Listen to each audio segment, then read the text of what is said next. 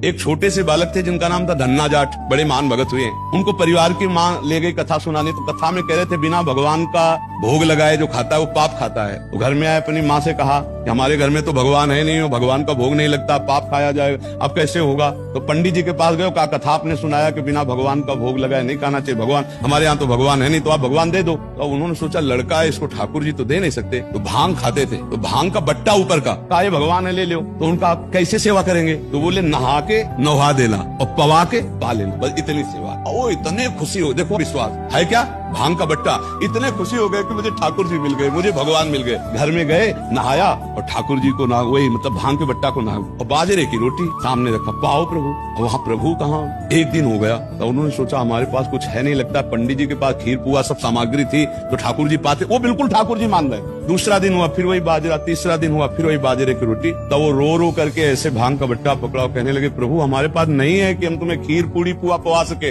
और गुरु जी ने कहा बिना पवाए पाना नहीं, अगर आप नहीं पाओगे तो हम चाहे मर जाए लेकिन नहीं पाएंगे। उसी समय श्री कृष्ण प्रकट हो गए और वो और बाजरे की रोटी शुरू कर दी पाना। तो बोले देखो तुम कितने निर्दयी हो, 3 दिन से तो हमें भूख लगी है और हमारे घर में ज्यादा कुछ है नहीं, 1-2 रोटी माँ बना पाते, गरीब आदमी, पूरी रोटी तुम नहीं पाओगे, आधी हमें दो आधी तुम पाओ। और फिर जो लीला का विस्तार हुआ कि धन्ना सेठ हो गए, अपार वैभव उनके। ये है विश्वास, गुरु के वचनों पर बिल्कुल बुद्धि न चलाकर विश्वास।